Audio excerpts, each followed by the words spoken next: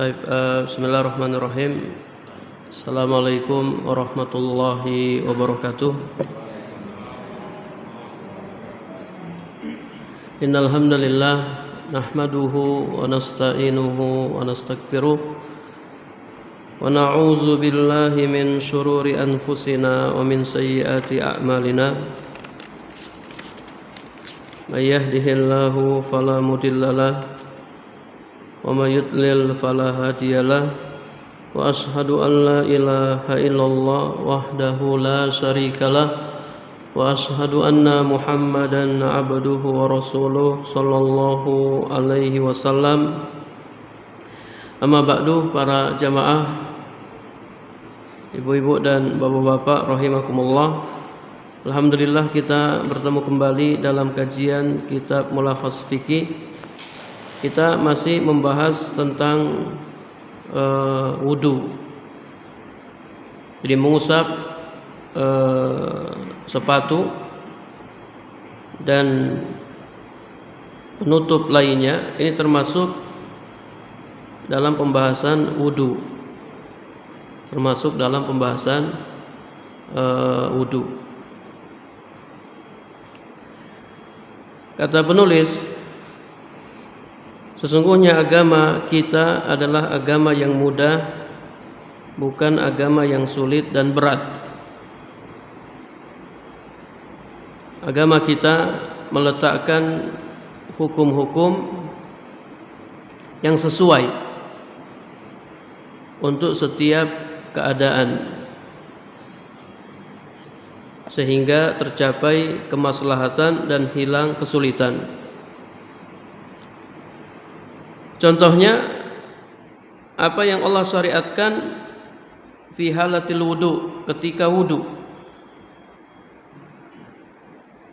Apabila ada penutup pada salah satu anggota wudu yang sulit untuk dilepas dan butuh untuk tetap ada.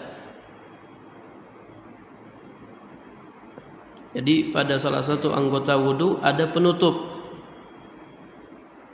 Penutup ini ya macam-macam, bisa sepatu, nanti bisa kaos kaki,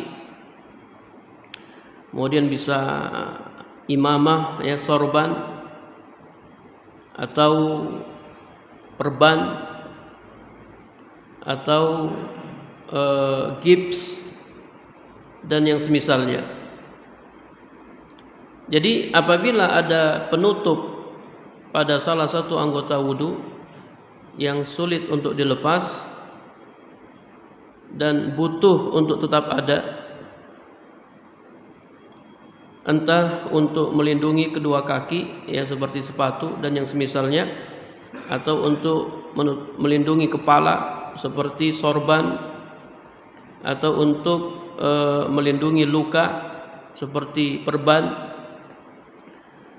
dan yang semisalnya, fa inna syari'a rakhasa lil mutawaddi ayyamsaha ala hazil hawail. Maka pembuat syariat, Allah dan Rasulnya, memberi keringanan bagi orang yang berwudu untuk mengusap penutup ini. Boleh mengusap penutup ini. Seseorang cukup melakukan hal itu, dia cukup mengusap dan tidak perlu melepasnya dan mencuci apa yang ada di dalamnya. Kalau dia pakai sepatu, tidak perlu sepatunya dilepas, cukup dia usap sepatunya. Kalau dia pakai sorban, maka cukup mengusap sorbannya, tidak perlu dilepas. Dan seterusnya, takhfifan minhu subhanahu wa ta'ala ala ibadihi. Ini semua keringanan dari Allah subhanahu wa ta'ala atas hamba-hambanya, wa daf'an lil haraji anhum, dan untuk menghilangkan ya kesulitan mereka.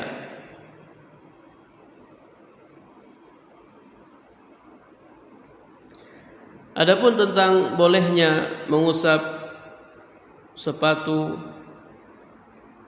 dan kos kaki, fahuwa sabitun bil ahadits as-sahihah.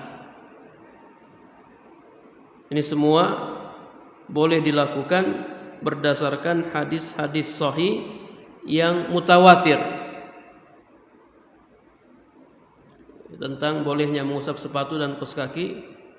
Ini boleh berdasarkan hadis-hadis sahih yang mutawatir yang menjelaskan Nabi Shallallahu Alaihi Wasallam pernah mengusapnya baik di saat mukim maupun safar, dan beliau memerintahkan untuk melakukannya serta memberikan keringanan untuk melakukannya.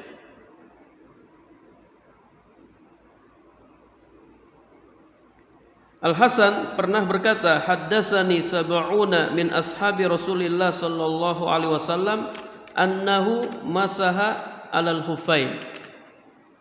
Kata Al-Hasan, ada 70 orang sahabat yang menyampaikan kepadaku bahwasanya Rasulullah sallallahu alaihi wasallam pernah mengusap sepatunya. Ada 70 orang sahabat. Makanya hadis tentang mengusap sepatu hadis yang mutawatir, diriwayatkan oleh puluhan sahabat. Kemudian kata Imam An-Nawawi, rawa al-masha 'alal khuffain khalaiqu la yuhsuna minas sahabati.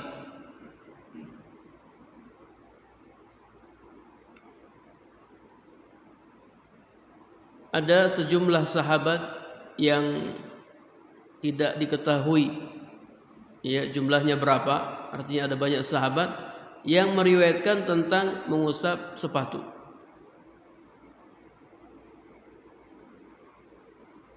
Wa qala al-Imam Ahmad, Imam Ahmad menjelaskan, laisa fi nafsi minal mashi syai'un, tidak ada keraguan sedikit pun dalam hatiku tentang bolehnya mengusap sepatu. Fihi arba'una hadisan anin Nabi sallallahu alaihi wasallam. Ada 40 hadis dari Nabi sallallahu alaihi wasallam yang menjelaskan tentang bolehnya mengusap sepatu. Kemudian kata Ibnu Mubarak dan yang lainnya, laisa fil mashi 'alal khuffain baina sahabati ikhtilafun. Tidak ada perbedaan pendapat di antara para sahabat tentang bolehnya mengusap sepatu. Kenapa hal ini ditekankan? Ya, disampaikan riwayat-riwayat tentang bolehnya mengusap sepatu karena ada sekelompok orang yang mengingkarinya. Siapa mereka? Asy-Syiah wal Khawariju. Orang-orang Syiah dan orang-orang Khawarij. Mereka mengingkari syariat ini. Menurut mereka tidak boleh mengusap sepatu. Jadi kalau wudu harus mencuci kaki. Kalau pakai sepatu harus dilepas sepatunya, tidak boleh diusap. Kalau diusap tidak sah wudunya. Ini menurut orang-orang Syiah dan orang-orang Khawarij.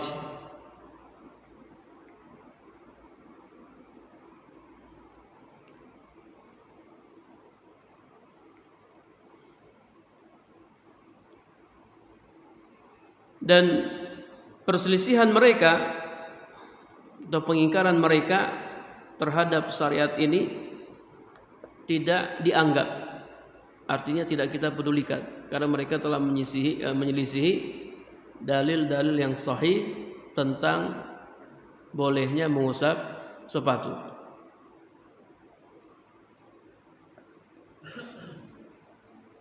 Taib, apa hukum mengusap sepatu?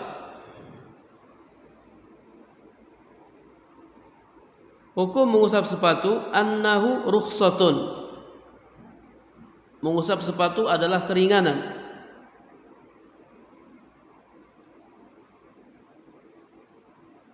wa fi'luhu afdal, dan melakukannya lebih utama. Sekarang anak nanya antum, ketika antum berwudu, antum pakai sepatu, berwudu dan antum pakai sepatu, mana yang lebih utama? Antum cuci kaki antum buka sepatu, kemudian antum cuci kaki antum, atau antum usap sepatu antum? Ingat kondisi kaki antum sedang memakai sepatu. Mana yang paling utama? Mengusap sepatu atau mencuci kaki? Mengusap sepatu atau mencuci kaki? Kata penulis, yang paling utama adalah mengusap sepatu. Kenapa yang paling utama mengusap sepatu? Akhzan bi rukhsatillahi azza wajal. Tujuannya untuk mengambil keringanan dari Allah Subhanahu wa taala. Jadi Allah Subhanahu wa taala itu senang kalau Allah kasih keringanan, kemudian keringanan yang dikasih diambil oleh umatnya. Allah senang. Dalam hadis ya disebutkan, innallaha yuhibbu an tu'ta rukhasuhu kama yakrah an tu'ta maksiyatuhu. Sesungguhnya Allah suka keringanannya diambil, sebagaimana Allah tidak suka bila maksiat kepadanya dilakukan. Hadis riwayat Ahmad. Jadi kalau Allah kasih keringanan kepada umatnya, kemudian umatnya mengambil keringanan itu, Allah suka, Allah senang. Mengusap sepatu itu keringanan. Jadi kalau kita pakai sepatu, kemudian kita mengusapnya, kita telah mengambil keringanan Allah Subhanahu wa taala, dan Allah suka dengan hal itu. Alasan yang kedua, waqtidaan bin Nabi sallallahu alaihi wasallam, meneladani Nabi sallallahu alaihi wasallam. Jadi ketika Nabi berwudu dalam keadaan memakai sepatu, beliau tidak mencopot sepatunya, beliau mengusap sepatunya.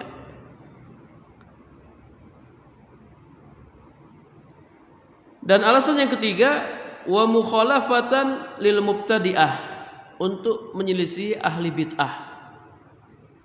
Jadi orang-orang Syiah dan orang-orang Khawarij yang mengingkari syariat ini. Jadi kalau ditanya mana yang lebih utama, mengusap sepatu atau mencuci kaki, maka tergantung kondisi kakinya. Kalau kondisi kakinya memakai sepatu, maka yang paling utama mengusap sepatu. Tapi kalau kondisi kakinya tidak memakai sepatu, maka yang paling utama mencuci kakinya.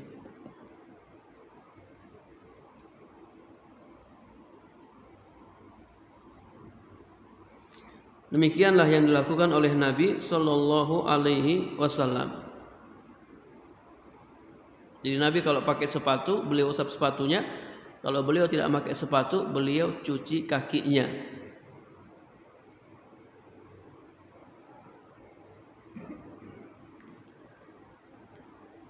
Wa muddatul mashi 'alal khuffain binisbati lil muqim wa man safaruhu la yubihu lahu al-qasra yaumun wa lailatun. Adapun berkaitan dengan batas waktu mengusap sepatu, jadi ada batas waktunya. Jadi keringanan ini tidak dilakukan terus-menerus, tapi ada batas waktunya. Bagi orang yang mukim atau orang yang melakukan safar, namun safarnya itu la yubihu lahu al-qasra, safarnya itu tidak membolehkan dia mengqasar salat. Orang yang mukim atau orang yang melakukan safar dan safarnya itu tidak membolehkan dia mengqasar salat, dibolehkan mengusap sepatunya selama yaumun wa lailatun, sehari semalam. Bagi yang mukim boleh mengusap sepatunya selama sehari semalam. Bagi musafir, orang yang safar, yang safarnya itu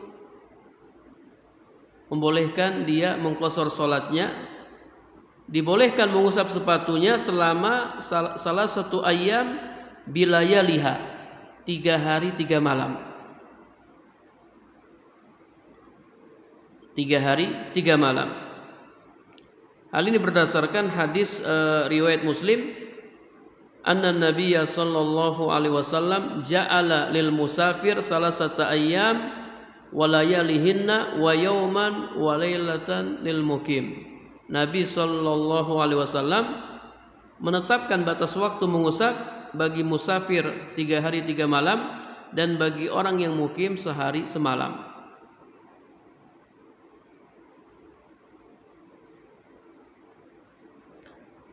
Baik, gimana cara menghitungnya? Gimana cara menghitungnya? Ada khilaf di kalangan para ulama. Ada yang mengatakan yakunu minal hadas ba'dal lubsi, sejak hadas setelah memakai khuf, sejak pertama kali berhadas setelah memakai sepatu. Karena kalau dia sudah berhadas, dia boleh berwudu.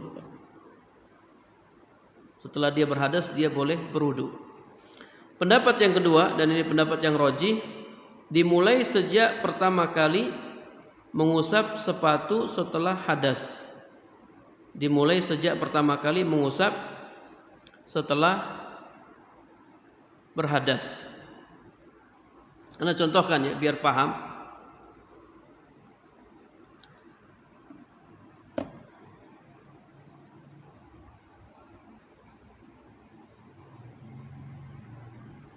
Jadi misalnya sekarang ini Anda punya wudu, Anda dalam keadaan punya wudu, dalam keadaan suci. Ini jam berapa ini? Taruhlah jam 7 ya. Terus jam 8 Anda pakai kaos kaki atau pakai sepatu. Jam 8 Anda pakai sepatu. Anda masih punya wudu. Jam 9 Anda berhadas, Anda kentut atau kencing. Jam 9 Anda berhadas. Jam 10 Anda wudu, kemudian Anda usap sepatu Anda. Berarti mulai hitungannya kapan? Jam 10. Sejak pertama kali mengusap setelah hadas. Kalau pendapat yang pertama, sejak pertama kali hadas. Berarti tadi jam berapa? Jam 9. Namun yang rajih, sejak pertama kali mengusap setelah hadas, jam 10. Kalau misalnya Anda mukim, Anda orang yang mukim, maka Anda boleh mengusap dari jam 10 ya sampai jam 10 malam. Sehari semalam. Sampai besok jam 10 malam. Kalau Anda mukim. Tapi kalau Anda musafir, maka Anda boleh mengusap ya jam 10 sampai kapan? Sampai hari ketiga atau hari keempat? Hari coba dihitung. Kalau musab sekarang, kalau mukim sampai besok. Sampai besok bolehnya. Kalau musafir sampai besok lagi, kemudian sampai besok lagi. Sampai besok lagi, kemudian sampai besok lagi. Berarti hari keberapa? Hari keempat. Ya, karena hitungnya tiga hari. Setelah itu habis waktunya. Kalau sudah habis waktunya, masih boleh mengusap enggak? Tidak boleh mengusap. Tidak boleh mengusap. Kalau dia ingin perpanjang bisa. Kalau dia ingin perpanjang bisa, tapi dia harus apa? dia harus wudu dulu, ya, wudu ulang lagi dalam keadaan sempurna, dia cuci kakinya, kemudian setelah itu dia pakai sepatu atau kaos kaki. Nah, pembahasan selanjutnya ini terkait dengan syarat mengusap sepatu dan kaos kaki. Syarat mengusap sepatu dan kaos kaki. Kapan seseorang dibolehkan mengusap sepatu atau kaos kaki? Syarat yang pertama, ayyakunal insanu hala lubsihima ala taharatin minal hadasi. Jadi orang yang memakai sepatu dalam keadaan suci dari hadas. Dalam keadaan suci dari hadas.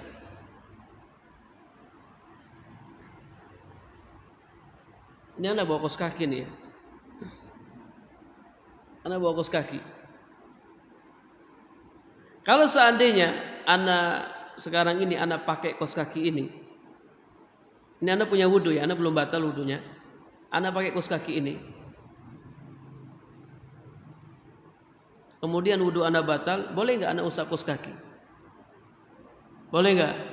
Boleh.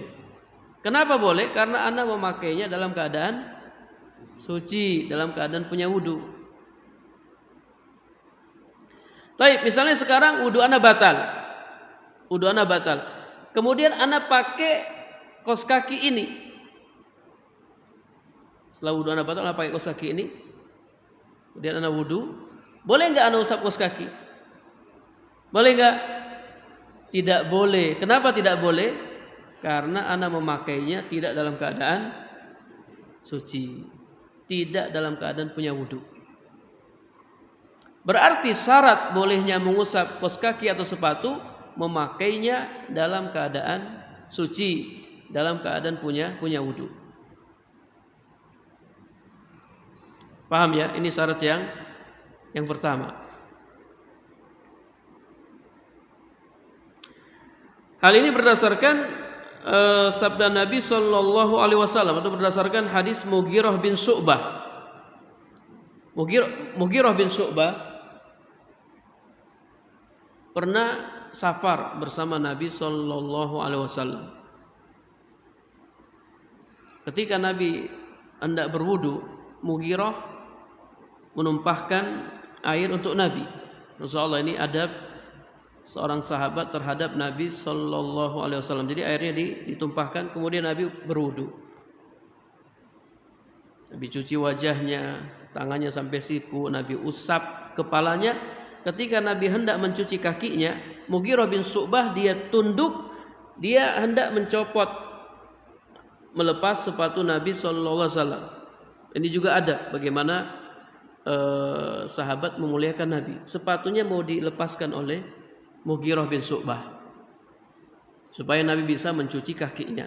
Tapi apa kata Nabi? Kata Nabi, da'huma, biarkan keduanya, fa inni adkhaltuhuma tahiratain, karena saya memakai keduanya dalam keadaan suci. Kemudian Nabi mengusap sepatunya. Ya, ini dalil syarat yang pertama. Syarat yang kedua, wa yustaratu ay yakunal khuf wa nahwuhu mubahan. Sepatu atau kaos kaki yang dipakai adalah sepatu dan kaos kaki yang halal, bukan hasil curian. Bukan hasil curian. Kalau sepatunya hasil curian atau kaos kakinya hasil curian, tidak boleh diusap. Au hariron binisbati lirrajuli, atau kaos kaki yang terbuat dari sutra bagi laki-laki. Kalau kaos kakinya terbuat dari sutra bagi laki-laki, dia pakai kaos kaki itu, maka dia tidak boleh mengusapnya. Kalau bagi perempuan boleh. Perempuan boleh pakai sutra, laki-laki tidak boleh pakai sutra. «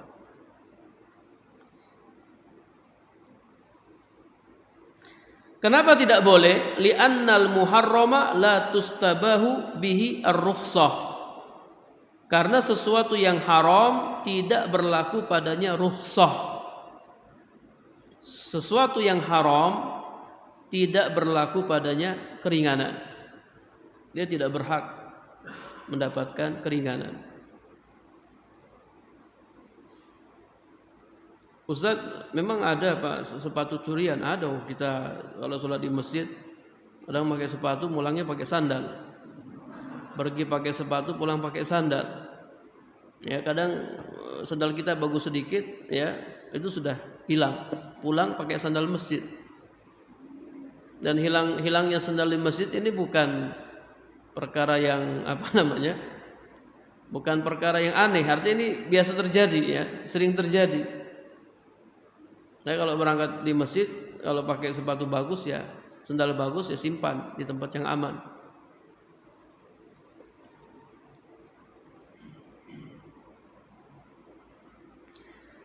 Syarat yang ketiga, wa yustaratu ayyakunal khuf wa nahwuhu satiron lirijli. Sepatu yang dipakai atau kaos kaki yang dipakai menutupi kaki. Menutupi kaki. Ya, kaki yang harus dicuci.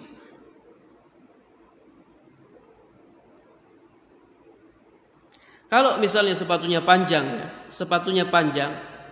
artinya sepatunya menutupi jari jemarinya, tapi di belakangnya di belakangnya kepotong sehingga mata kakinya terlihat, maka tidak boleh diusap.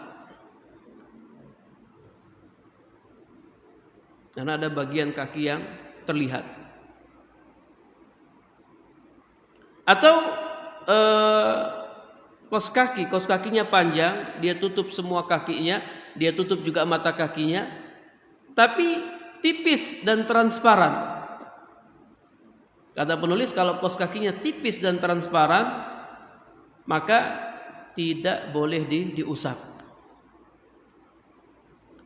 Jadi harus menutupi kaki yang wajib dicuci, wajib dibasuh.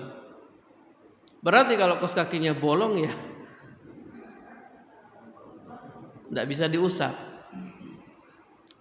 Kaos kakinya bolong, sepatunya bolong, udah dimakan tikus, ya, tidak bisa diusap. Kalau tidak bisa diusap, ya dia harus buka kaos kakinya, dia buka sepatunya, dia harus cuci kakinya. Dia harus cuci kakinya.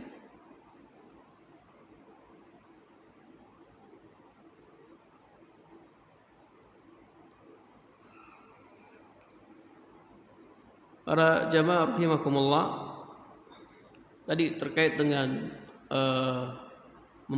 memperpanjang batas waktu mengusap. Jadi kalau waktu mengusapnya sudah habis, tadi bagi orang yang mukim berapa lama?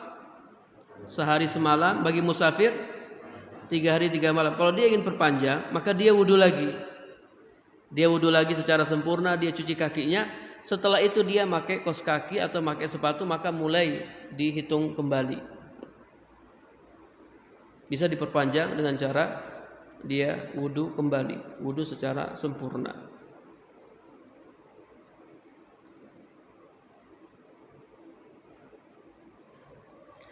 Baik, sekarang ada pertanyaan, ya, dan ini penting dan sering ditanyakan. Misalnya ada orang mengusap kaos kakinya atau mengusap sepatunya. Kalau dia copot sepatunya atau dia copot kaos kakinya, boleh nggak dia sholat? Boleh nggak dia sholat? Tadi dia wudu, dia usap sepatunya atau dia usap kaos kakinya. Terus ketika masuk masjid, dia copot sepatu dan kaos kakinya. Dia sholat. Boleh nggak dia sholat? Dia copot sepatu dan kaos kakinya. Boleh nggak dia copot? Boleh nggak dia sholat? Boleh nggak? Boleh. Kenapa boleh? Karena dia masih dalam keadaan suci. Dia masih dalam keadaan suci. Kalau dia pakai lagi sepatunya, kalau dari masjid dia pakai lagi sepatunya, kemudian dia batal wudunya, dia kentut misalnya, lalu dia berwudu, boleh nggak dia usap sepatunya? Boleh nggak dia usap sepatunya? Paham nggak pertanyaannya? Paham ya? Jadi tadi keluar dari masjid, dia pakai kembali sepatunya atau kaos kakinya, dia masih punya wudu, dia belum batal. Jika dia pakai, dia kentut, batal wudunya. Ketika dia berwudu, boleh nggak dia usap sepatu atau kaos kakinya? Boleh nggak? Boleh. Kenapa boleh? Karena dia memakainya dalam keadaan suci. Dia memakainya dalam keadaan punya wudu. Berbeda halnya tadi kalau dia masuk masjid.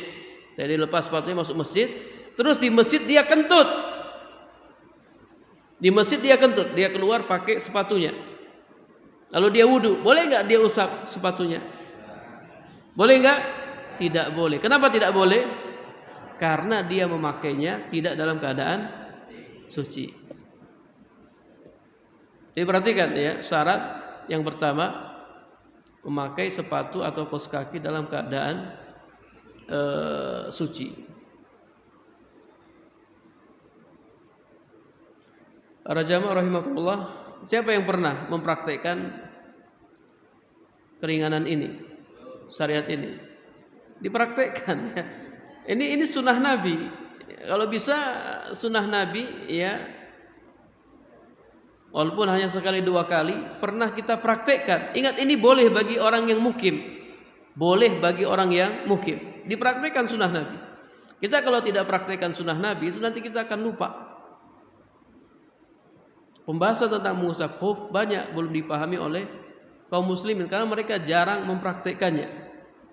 Biasanya kalau ada syariat yang jarang kita praktekkan, biasanya kita lupa.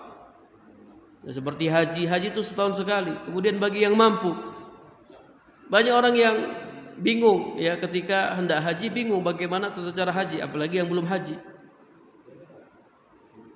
Atau misalnya syariat yang lain, sholat jenazah. Ada yang meninggal suruh sholat jenazah, kadang kita lupa. Bacaannya apa ya? Bacaan takbir pertama, takbir kedua. Bahkan saking lupanya pernah kejadian, ini kejadian nyata. Ya, ada orang disuruh jadi imam sholat jenazah, itu kan didorong-dorong, gak ada yang mau, akhirnya dia maju. Takbir Allahu Akbar. Tiba-tiba apa? Tiba-tiba dia ruku. Allahu Akbar. Padahal sholat jenazah tidak ada ruku, tidak ada sujud, hanya takbir. Ini tiba-tiba dia ruku, artinya orang di belakang kaget semua. Karena tidak pernah sholat jenazah atau jarang mempraktikkan sholat jenazah. Ketika selesai sholat ditanya, kenapa antum meruku? Ya karena anak tadi didorong-dorong katanya. Tidak ada yang maju, ya anak maju ya. Jadi dipraktikkan. Sunnah Nabi dipraktikkan. Minimal sekali. Termasuk sholat pakai sendal. Sholat pakai sendal ini sunnah Nabi. Ya kalau di masjid ya bisa dimarahi sama takmir masjid ya. Orang masuk masjid pakai sendal, itu bisa ribut ya. Ya paling tidak di rumah ya kita praktekkan sholat pakai sendal di rumah. Nah, sendal yang bersih. Sendal yang bersih. Enggak ada masalah kalau disiapkan sendal khusus untuk sholat di masjid, sendal yang bersih tidak apa-apa. Di Masjid Nabawi atau di Masjidil Haram itu sendal tidak taruh di luar, kita bawa masuk di dalam. Selama sendalnya tidak ada najis, boleh dibawa masuk ke dalam masjid. Cuman kita sini kan tidak umum. Kalau ada orang sholat pakai sendal, itu dilihat sama satu jamaah, seluruh jamaah melihatnya. Ya, jadi dipraktekkan di rumah walaupun hanya satu kali. Karena Nabi pernah melakukannya. Termasuk mengusap sepatu atau mengusap kaos kaki. Taib, kemudian yang berikutnya yang boleh diusap al-imamah ya, sorban. Boleh mengusap sorban dengan dua syarat. Syarat yang pertama, takunu satiratan lima lam tajri al-'adatu bi kasfihi min ar-ra'si. boleh mengusap sorban yang menutupi seluruh bagian kepala, yang biasanya tidak boleh terbuka. Ini bagi orang yang memakai sorban. Kalau memakai sorban, ya, kalau sorbannya sudah menutupi bagian kepala yang memang harus ditutupi oleh sorban, maka ketika itu dia boleh mengusap sorban. Syarat yang kedua, antakuna al-imamah muhannakatan. Sorban yang dipakai dililitkan di dagu sekali lilitan atau lebih. Ya, dililit ke dagu. Satu kali lilitan atau dua kali lilitan atau lebih. Dan au takuna zata zu'abatin, atau sorban tersebut ujungnya dipanjangkan ke belakang. Jadi tidak dililitkan di leher, tapi dibiarkan memanjang ke belakang. Siapa yang pernah pakai sorban? Belum pernah juga ya pakai sorban. Kalau kita tidak biasa pakai sorban, kadang agak reseh ya, maksudnya ini kayaknya tidak rapi ya. Kalau udah biasa, insya Allah enak pakai sorban. Tentang bolehnya mengusap sorban, ini telah diriwayatkan sejumlah hadis dari Nabi Shallallahu Alaihi Wasallam. Para jamaah rahimakumullah, dalam kitab-kitab yang lain dibolehkan bagi ibu-ibu untuk mengusap kerudungnya. Anda pernah singgung, ya, ibu-ibu boleh mengusap kerudungnya, dan pernah dilakukan oleh para sahabiah. Ya, para sahabiah ketika mereka berwudu, mereka mengusap kerudungnya. Sebagaimana laki-laki boleh mengusap sorban, maka perempuan juga boleh mengusap kerudung. Mengusap sepatu, kaos kaki, dan sorban ini dibolehkan fil hadasi minal hadasi al asghar, fit taharah minal hadasil asghar, ketika bersuci dari hadas kecil. Ketika bersuci dari hadas kecil seperti kentut, kencing dan semisalnya. Adapun hadas besar, maka tidak boleh mengusap sepatu, tidak boleh mengusap kaos kaki, dan tidak boleh mengusap sorban. Orang kalau kena hadas besar, dia harus mandi, dan kita sudah bahas. Orang kalau mandi, sudah bahas atau belum mandi? Belum ya? Di tempat lain kayaknya. Kalau mandi, itu rukunnya apa rukun mandi? Seluruh tubuh terkena air. Dari ujung rambut sampai ujung kakinya terkena air, rata airnya. Jadi ketika orang yang pakai sepatu junub, ya dia harus copot sepatunya, tidak boleh mandi pakai sepatu. Nanti terakhir dia usap sepatunya, nggak boleh, dia harus cuci kakinya.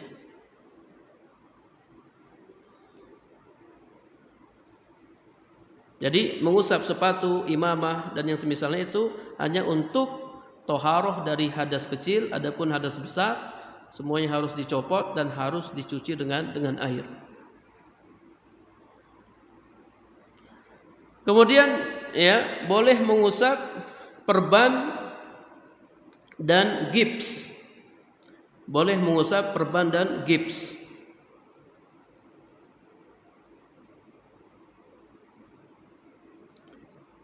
Kullu hadhihi al-asya' yumsahu 'alaiha bisyarti an takuna ala qadril hajati. Jadi benda-benda ini semuanya boleh diusap dengan syarat memang dibutuhkan. Ya, seseorang memang butuh untuk memakai perban atau gips, dia punya luka di tangan atau mungkin tulangnya patah. Kalau tidak dibutuhkan, tidak boleh diusap. Dia harus, misalnya orang main-main ya, gaya-gaya aja, dia perban tangannya, terus ketika wudu, dia tidak boleh mengusap, dia harus lepas itu, karena dia tidak ada hajah, tidak ada keperluan di situ.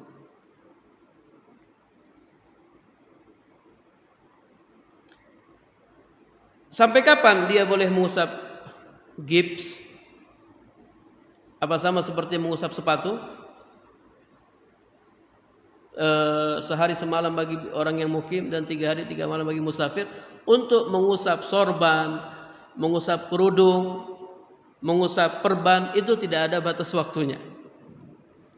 Tidak ada batas waktunya. Dia boleh mengusap. Kalau untuk mengusap sorban, perban, itu sampai lukanya sembuh. Kalau sudah sembuh dia tidak boleh mengusap. Sama dengan gips ya, kalau lukanya sembuh dia tidak boleh mengusap. Dia boleh mengusapnya selama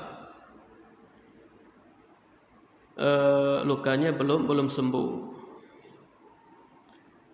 Para jamaah rahimakumullah ya, mengusap gips ya, perban dan yang semisalnya ini dibolehkan dalam hadas besar maupun hadas kecil.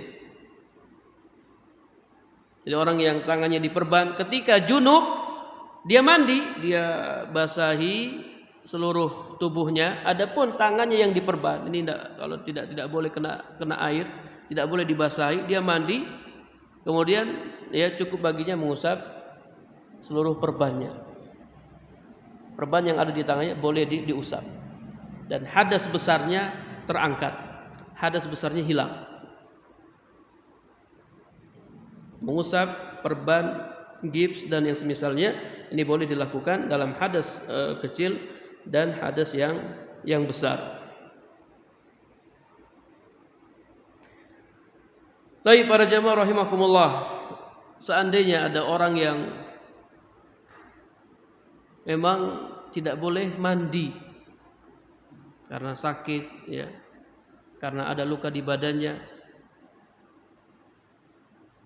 sementara dia junub, apa yang harus dia lakukan?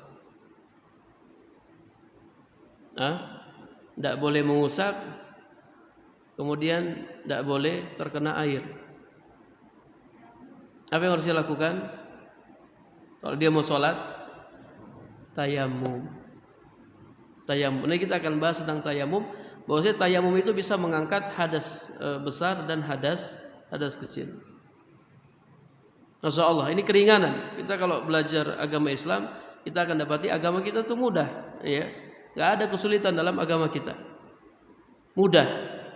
Kalau kita tidak bisa melakukan ini, maka ada pilihan yang lain. Silahkan lakukan yang itu. Ada sebuah kisah ya. Dalam hadis Jabir radhiyallahu anhu ia berkata, kami pernah safar. Tiba-tiba salah seorang dari kami kepalanya terluka, terkena batu. Kemudian dia mimpi basah. Lalu dia bertanya kepada sahabat-sahabat yang lain, hal tajiduna li rukhsatan fi tayammumi? Apakah kalian mendapati rukhsah bagiku untuk tayamum? Ini kepalanya sedang luka, sementara dia mimpi basah. Apa ada keringanan untukku tayamum? Kata sahabat-sahabat yang lain, ma najidulaka rukhsatan wa anta taqdiru alal ma. Kami tidak mendapati keringanan untukmu karena kau mampu menggunakan air. Akhirnya apa? Akhirnya dia mandi. Apa yang terjadi? Mata. Dia mati. Dia habis mandi mati dia. Sini pakai huruf fa ya. Fakta salah famat. Ada perbedaan antara huruf fa dengan huruf summa. Artinya sama kemudian. Cuman kalau fa itu langsung tanpa jeda. Kalau summa ada jedanya. Mungkin dia mandi, dia pakai handuk, pakai pakaian, dia makan dulu terus mati. Kalau ini enggak, habis mandi langsung mati. Fakta salah famata. Ini parah ini lukanya ya. Tatkala para sahabat mendatangi Nabi sallallahu alaihi wasallam, kemudian mereka menceritakan ya peristiwa ini, Nabi marah. Nabi mengatakan qataluhu qatalahumullah. Mereka telah membunuhnya. Semoga Allah membalas mereka. Ala sa'alu lam ya'lamu. Kenapa mereka tidak bertanya ketika tidak tahu? Innama sifaul iyyi as-su'al. Sesungguhnya obat dari ketidaktahuan adalah bertanya. Innama kana yakfihi ayatayammama. Cukup baginya tayamum. Cukup baginya tayamum, dia tidak perlu mandi. Berarti dalil tayamum itu bisa mengangkat hadas junub, bisa mengangkat hadas besar. Kapan? Ketika seseorang tidak bisa menggunakan air. Wallahu a'lam bishawab. Kita akhiri, subhanakallahumma wa bihamdika asyhadu an la ilaha illa anta astaghfiruka wa atubu ilaik. Assalamualaikum warahmatullahi wabarakatuh.